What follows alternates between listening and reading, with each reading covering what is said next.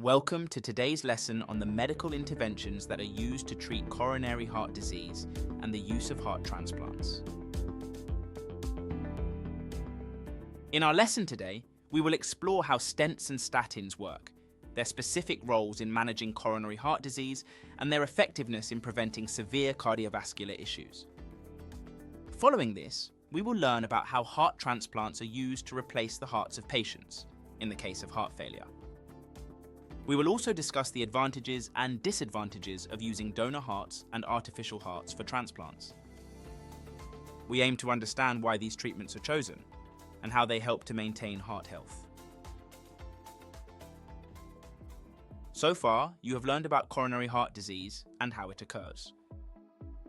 Specifically, you know that coronary heart disease is caused by the buildup of fatty deposits in the coronary arteries, which can lead to reduced blood flow to the heart muscle. We will build on this understanding by introducing the concept of stents, statins, and heart transplants.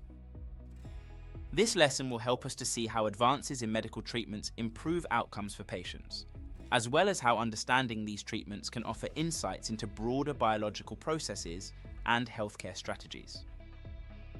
Let's get started! First, let's focus on stents. Stents are small mesh tubes that are inserted into blocked or narrowed arteries in order to keep them open. These devices are particularly useful in ensuring that blood flow to the heart muscles is maintained, which helps to prevent heart attacks. To insert a stent, a tiny balloon catheter is inserted into the blocked artery. When the balloon is inflated, it pushes the fatty deposits against the artery walls, thus widening the lumen, which is the inner open space of the artery. The stent is then placed in the artery in order to keep it open, and the balloon is deflated and removed. Stents are highly effective, and the recovery time from the surgery is quick. Stents also significantly lower the risk of heart attacks in people with coronary heart disease. Although stents are generally safe, there are risks of complications during the surgery and the potential for possible infections afterward. Another concern is thrombosis, where blood clots form near the stent. Thrombosis can lead to further blockage of the artery.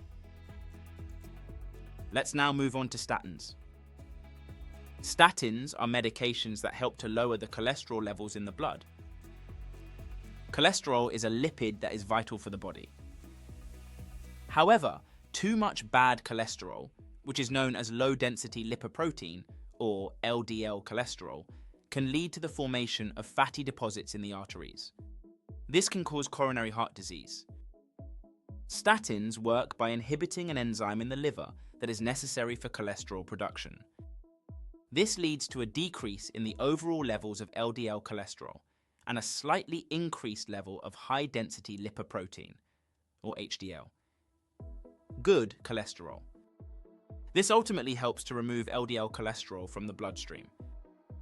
Statins are beneficial as they reduce the risk of strokes, heart attacks, and other cardiovascular diseases. They achieve this by slowing down the rate at which fatty deposits form in the arteries. One downside of taking statins is that they must be taken regularly and on a long-term basis. This means that patients need to remember to take their medication consistently. Statins can also have potential side effects such as headaches, muscle pain, and more severe effects, including kidney failure and liver damage. Another consideration is that it takes time for statins to show their full effect. We can compare stents and statins to evaluate them as treatments for heart disease.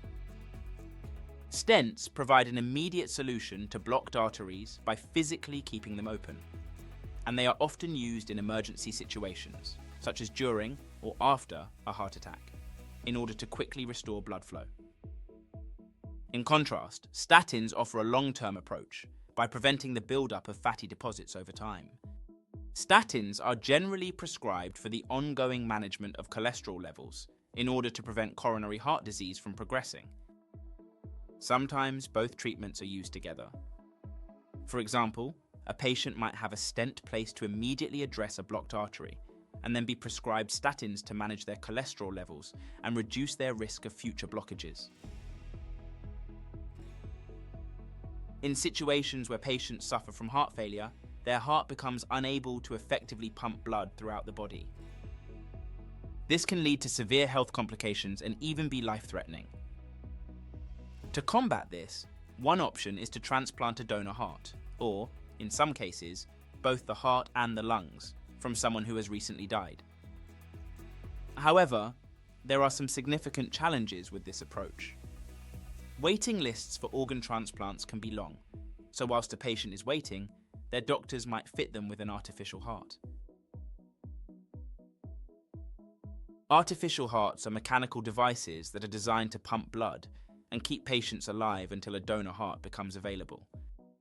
Artificial hearts can also be used to help a patient's natural heart recover by taking on its workload, thus allowing the damaged heart time to rest and heal. An artificial heart operates by mimicking the pumping action of a real heart. It has chambers and valves that replicate the process of moving blood into and out of the heart, thereby ensuring that oxygen-rich blood continues to circulate through the body to where it is needed. There are several advantages of artificial hearts. Unlike natural donor hearts, which are in limited supply, artificial hearts can be manufactured and supplied more quickly. This reduces the critical waiting period for patients in dire need of heart support. Furthermore, one of the major issues with natural organ transplants is the risk of the patient's immune system rejecting the donor heart. Artificial hearts, being mechanical devices, are much less likely to provoke an immune response, thus making rejection less of an issue.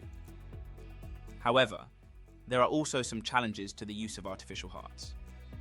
Despite advancements in technology, artificial hearts do not work as seamlessly as natural hearts. They may not provide the same level of performance and can be less effective in maintaining optimal blood flow and pressure. The use of artificial hearts can also lead to the formation of blood clots. These clots can increase the risk of strokes and other circulatory problems. Therefore, patients often need to take blood-thinning drugs to prevent clot formation, which comes with its own set of risks and potential side effects.